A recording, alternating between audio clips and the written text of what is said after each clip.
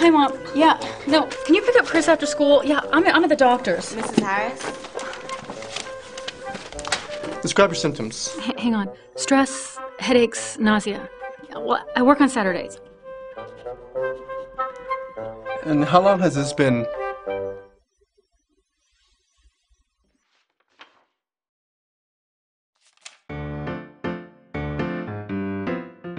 Equanimity.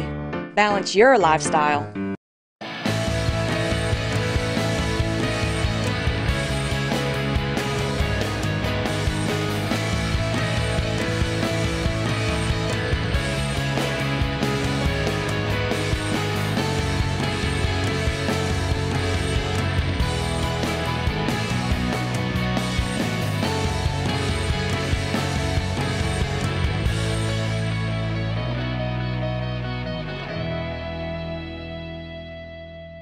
Who do I have in the Valder BB Show studios with me today? My name is Moran Atias. How are you?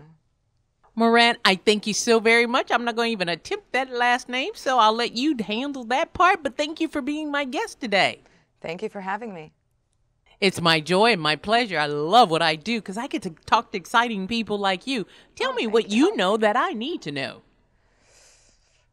What I know that you need to know.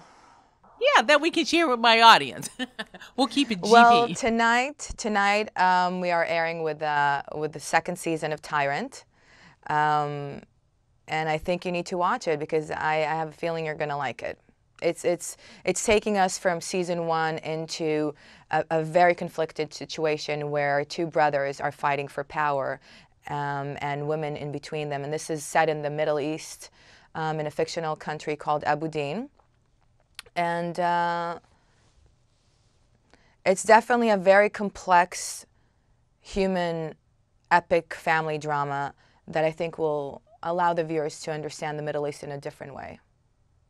This is directed and written by Gideon Raff, if I'm correct, and developed by Howard Gordon and Craig Wright. But they're bringing us something different at a very complex time in our history here in America. How are you guys able to pull this off? I have to say that the writers, and there's a beautiful list of writers from Howard Gordon to Chris Kaiser and Glenn Gordon, they have done an excellent job finding the complexity of the challenges that are set in the Middle East in leadership and presidency. How do you lead a country that is under constant threat? How do you address what the people you think need, but perhaps are not ready for?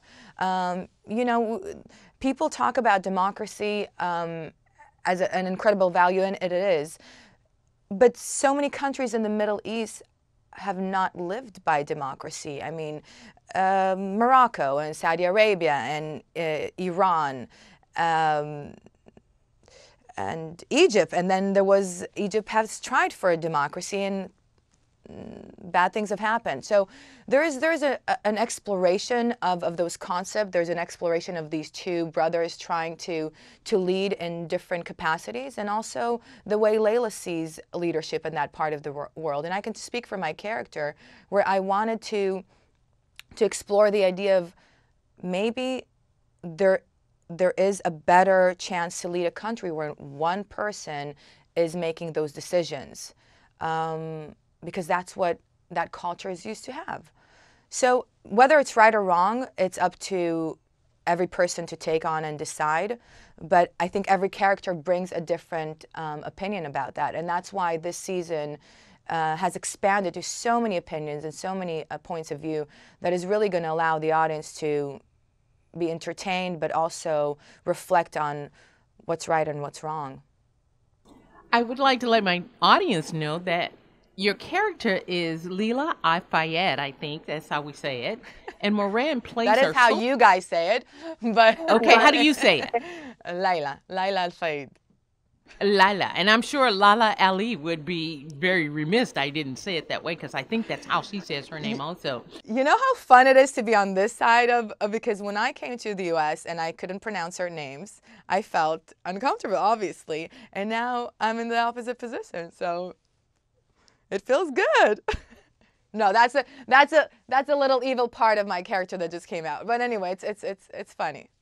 Yeah, it is. It really is, endearing. and also it's also amazing when you learn all these things in life and you become richer and you become smarter in a sense. So I like that about you, and I like your character, because your character is Jamal's wife, and you've had a past relationship with someone else that you're continually seeing all the time, and that's intriguing by itself.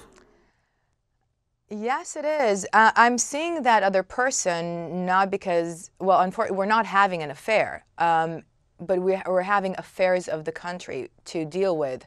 And it's this constant question whether, Bassam comes back, Barry comes back after he's been in the U.S. for 20 years. And he finds himself in a position where he sees his brother leading with the lack of self-control.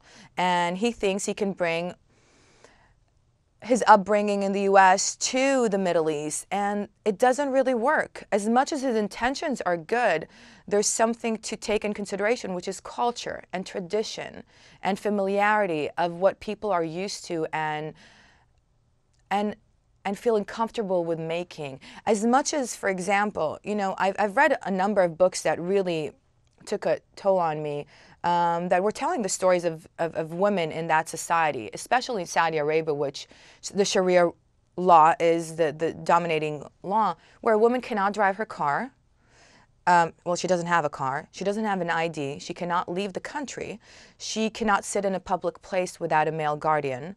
And more devastating rights that I don't want to get into right now. And I thought, is this something they want? Or something they're forced to? And if they present, and they constantly said, and like so many testimonies of people in power saying they don't want to change that.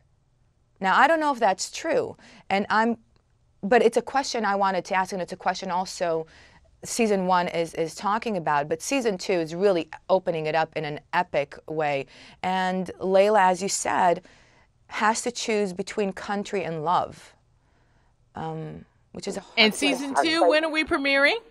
Tonight, 10 p.m. Tonight? Ooh, I can't FX. wait after talking to you to see season 2. I binged on season 1, but I can't wait for season 2. I want to thank you so much, Moran, for talking about it and giving us a little bit of a deeper insight into Tyrant. And it's tonight. We'll be watching. Thank you so much. Have a wonderful day. Thank you. Please come back. Okay.